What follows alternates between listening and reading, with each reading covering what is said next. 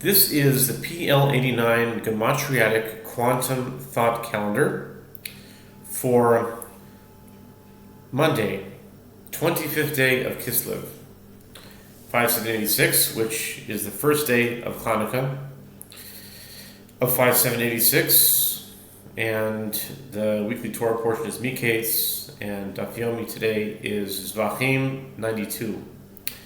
Today's date is on the Gregorian calendar is December 15th, 2025.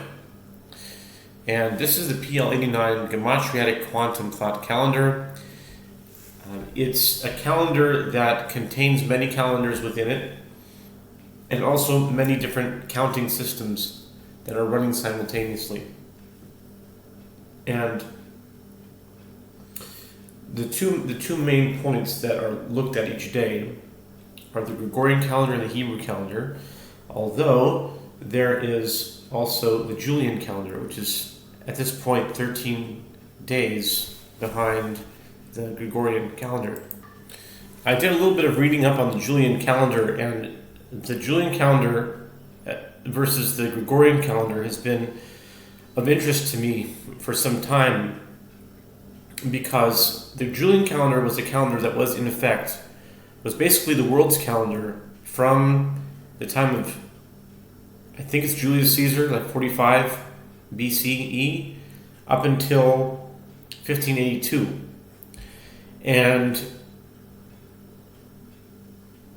the Julian calendar, the way, without getting into too much detail, because I don't have the exact details, but the general idea is that there was the Julian calendar would gain a certain amount of days per every 129 years, either a day or two, every a day, because of a certain amount that it was ahead, and that would throw off the calendar over time.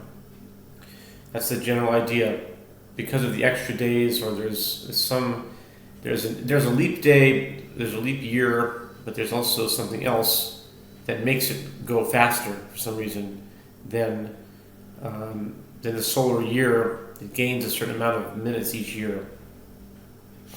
So the Gregorian calendar adjusted that somehow, but what it did was it subtracted some 11 days from history to make that correction, that 11 days. And so what I don't quite understand is over time this Julian calendar still gains a few minutes each year. So as it stands now, from the year 1905 until the year 2099, the Julian calendar will be 13 days behind our Gregorian calendar. So today is December 15th. On the Julian calendar, it's December 2nd. And there are still some communities within the ecclesiastical world or the church world that maybe Eastern Orthodox, something I read that some community, Coptic maybe, that still hold on to the Julian calendar for certain practices. And the reason why the Julian calendar is of so much importance to me, and has been a topic of great focus and study, is that it's 13 days behind our regular calendar. But what I've read is that when it was instituted by Pope Gregory, that's the name Gregorian, Gregory, Pope Gregory instituted this papal bull that was written, it's like a letter from the Pope in 1582, called Inter Gravissimas, of utmost importance to adjust and to correct with the Julian calendar. And when it was first implemented in October of 1582, some 11 days, as I mentioned before, some 11 days were just vanished from history because they went straight up to the corrected date of the Julian calendar and the way the Julian calendar would work, and 11 days from that day, and then they didn't go through those days on the calendar. So 11 days are missing from the calendar. Well, what this calendar will do is it since it holds the Julian calendar with it holds those 11 days still in the balance for some reason, and that reason I'm not quite sure yet, but it holds it. So even if it's just for memory alone, but what I was really going to say before was that after it was implemented, there were different countries that adopted the Gregorian calendar, and it lists the dates in history, the years in which they were adopted. I think in England it was a little while until they made it their official calendar. It became I believe the year was 1752, but then different years, different countries adopted it. But from what I read, the very last country to adopt the Julian calendar was Greece. And it adopted the calendar. You can look this up. This is all common knowledge. It's on Wikipedia or any other type of history website or whatever. That Greece was the last country to adopt the Julian calendar. In fact, I've seen some videos saying that there was some fighting as to whether they should even accept it, even when they did. There was like a whole internal fight going on between various the Greek Orthodox priests and other people, and basically in the end, the Gregorian was able to be adopted. But what year was it adopted? In the year 1923. What's very fascinating is the year that Greece adopted the Gregorian calendar over the Julian calendar officially was the very same year that the Daf Yomi started. The Daf Yomi is a program of learning pages of Talmud, one page of Talmud each day, for a span of 7.5 years, and it started in 1923 on Rosh Hashanah, which in that year was September 11th of 1923. I think it was the second day of Rosh Hashanah, and it was the new year of the Hebrew New Year of 5684. Which is also fascinating because Taf Reish Pei Daled, the Hebrew letters that represent those 5684, the last two letters are Daf, are Pei Daled, which rearranged as Daf. But the year that the Daf Yomi started was in the year of Pei Daled, which spells out Daf. But more importantly, or equally as important, the word Pei Daled is most of the word of Podeh, or it's basically the root. You could see the word podeh or pada, which means to redeem or to liberate, to redeem. And this is interesting because when the Daf Yomi was made, I can't quote something specific, although just something general that I picked up, and I know what I'm getting it from in my own mind because I've seen. When Rabbi Meir Shapiro talked about it, and he mentioned his idea to the Chavetz Chaim, and the initial people that talked about this idea, from the story that I heard, the Chavetz Chaim was all on board. He thought that this was going to be something. The way I understand it is that this Daf Yomi had a very much a geula, a redemption, a Mashiach kind of a vibe to it. And maybe others who know this more in depth than I do, I would love to hear your thoughts and share about it. But from the get-go, from the beginning, the Daf Yomi had a spirit of the Mashiach times. And I see this in many different places, and I can just quote a few that I've seen it recently. Like I read an article from the Jewish Observer. This is in the 1980s. It's called The Memoirs of a Daf Yomi Maggid Shir. And he basically writes a diary, he writes memoirs of his whole 7.5 year journey of the Daf Yomi when he decided to do it. This was like in maybe the 9th cycle or maybe 10th cycle. Back in 1975 was one of them. I would like to know all the years of and get brushed up on that. But it was like in the years, it was like from 1975 up until like 82. That was one cycle. That basic time span.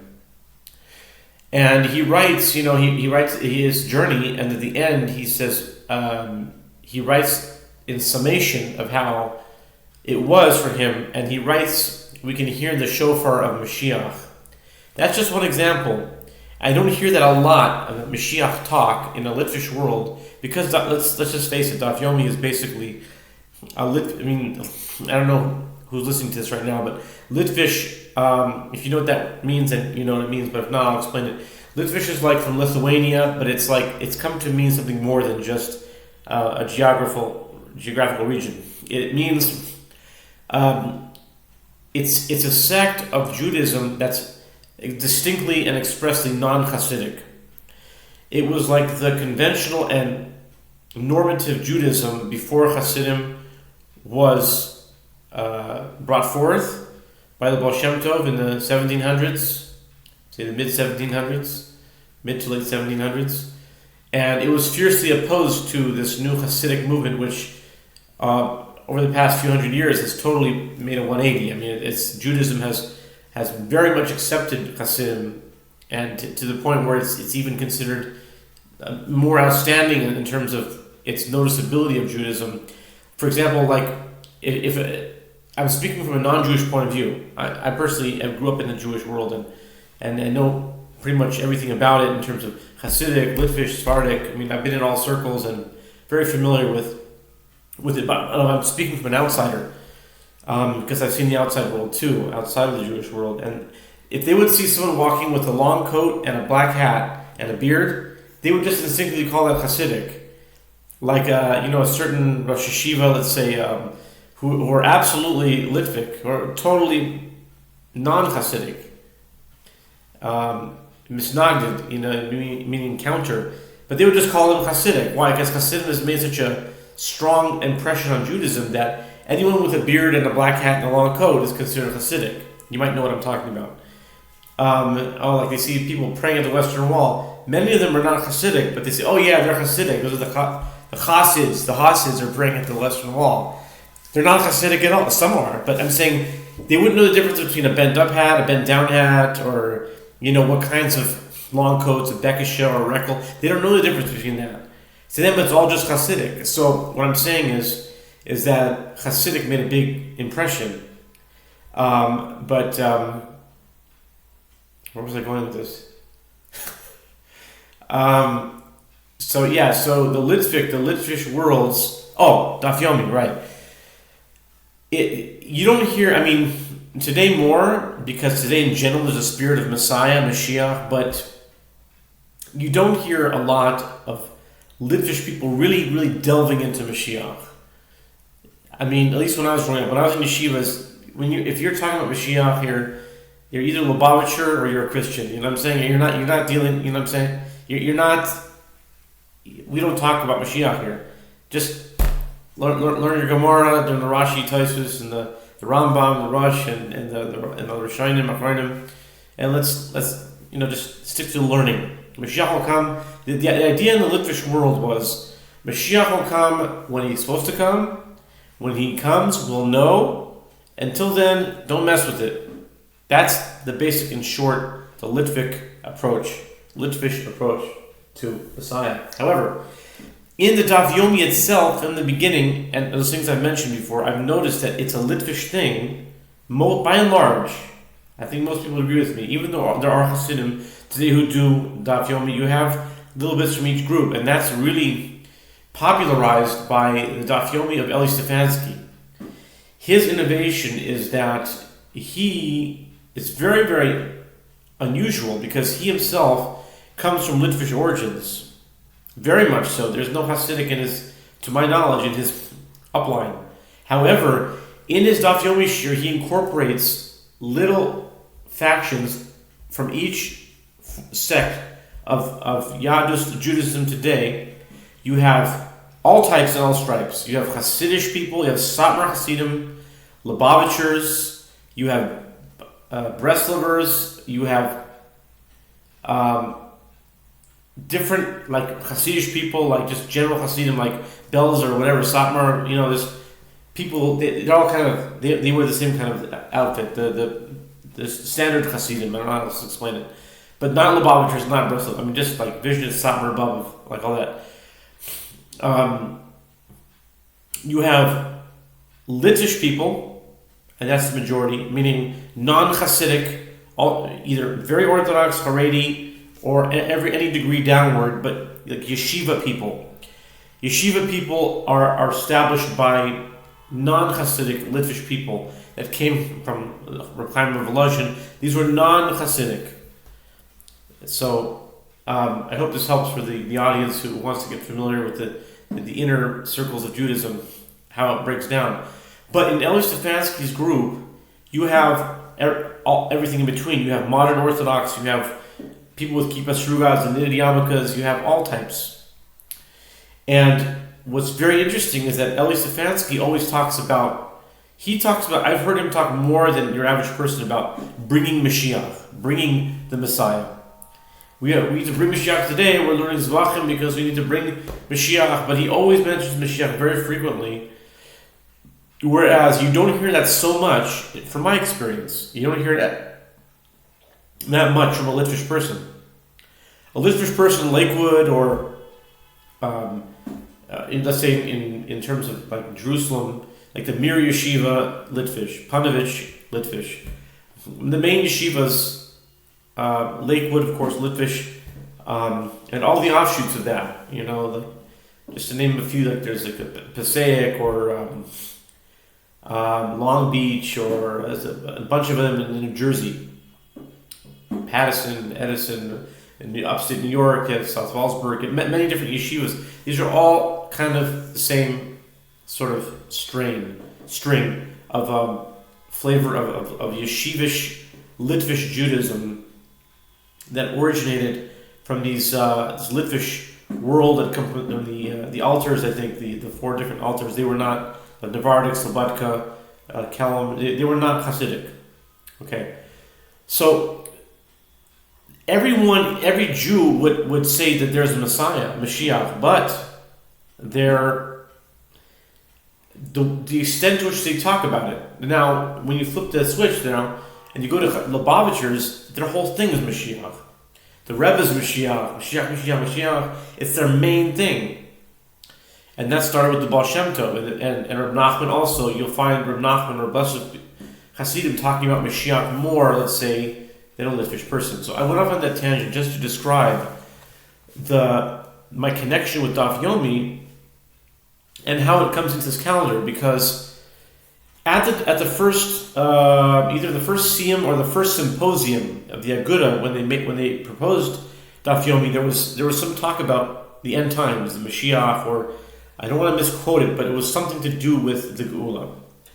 And what I'm taking from that is that the calendar that Greece took on in 1923 was the same year that the Daf Yomi started. So this is my area of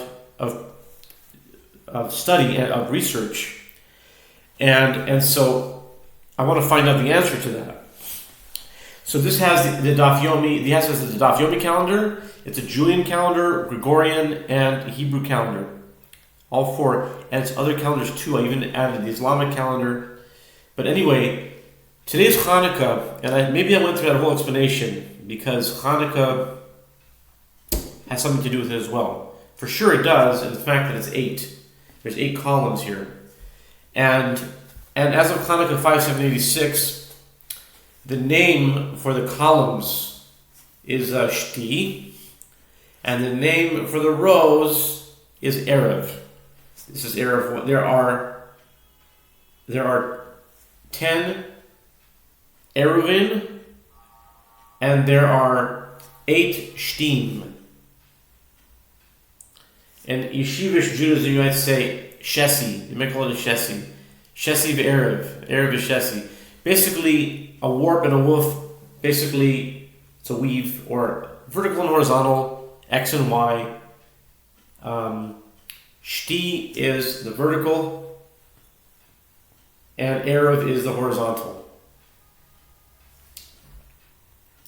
So, today on the Hanukkah, the 25th day of Kislev.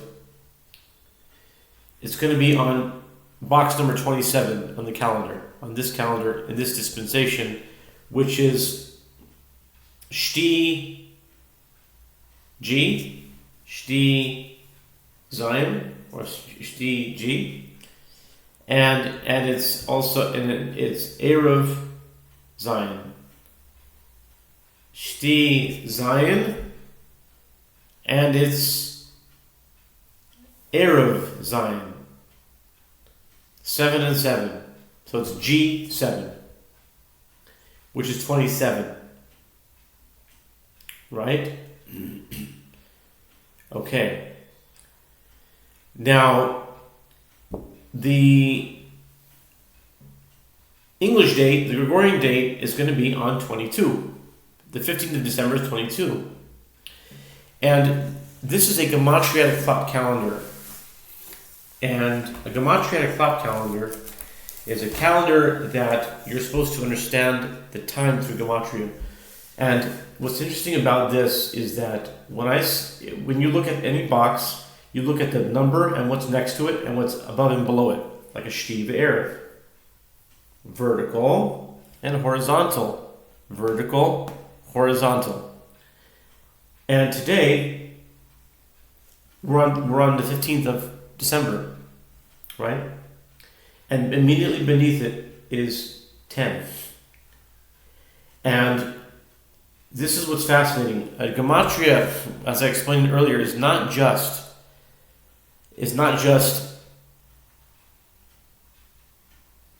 By the way, without explaining the rule of 40, 22 equals 62, and 62 equals Mashiach. I just want to mention that for today. Okay, 22. But on this Hanukkah day, you have immediately under it is 1022. It's a 10. What is 1022? Now, I don't know what you believe about something called the New Testament, the Brit Hadashah. I don't know what you think about it, if you've read it, if you haven't. But something is really amazing about this calendar and what it says in this thing called the Brit Hadashah, the New Testament. What it says is that in 1022, which is in the book of John, book of Yochanan, 1022, it says, and that's exactly today on this calendar right here, 1022. It says over here, and it was at Jerusalem, the Feast of Dedication, and it was winter. What is the Feast of Dedication, and it was winter? That's Hanukkah.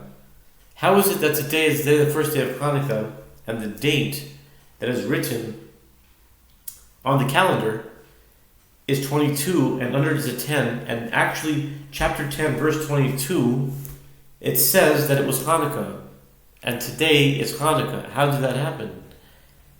How did that happen? I don't know how it happened, but it did. And that's what this calendar is supposed to be. And what does it say?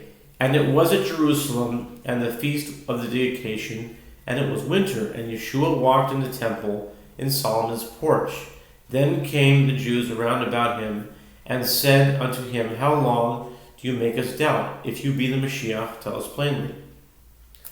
So my point is, and then 25, which today is 25 of Kislev, Yeshua answered them and said, I told you, and you believe not.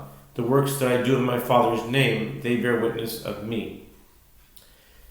And so, if this rings true, if this is something interesting to you, I would like to find out, I would like to hear from you if you made it this far. Now, I intentionally waited this long to start talking about this because what I call this is the boringness buffer zone. If you have made it this far, I would really like it if you referenced the boringness buffer zone. The boringness buffer zone is a concept that a large majority, 95, 99, I would say, percent of the people will not make it past the boringness buffer zone, BBZ. Call it the BBZ, the boringness buffer zone. Because what I talked about in the beginning was long, repetitive, tedious, and boring, intentionally. Because that will weed out the people who are not meant to hear this. That if you've waited this long, and you've got here, that means you've passed all the way through the boringness buffering zone threshold. And if you did, then you've made it to the Brit Hadashah section, and you're meant to be here. You're clearly meant to be here. You went through all that boring, repetitive. I'll be honest with you, it was boring, repetitive intentionally. So, I think I might start doing this. Now, there's another way you can get here, and it wouldn't be if you waited long. Let's just say you heard a minute or two, you got bored, and you said, you know what, what's this guy even saying? This guy is talking nonsense. And then you just fast forwarded to the end. You were supposed to do that too. That either you would shut it off, but if you fast forwarded it and you didn't listen to it all the way, you still crossed the threshold, because the way I've covenanted it with it is that. And remember, this is how I interpret it. I don't know how you do, but there's multiple interpretations to the verse. Whatever is bound on earth is bound in heaven.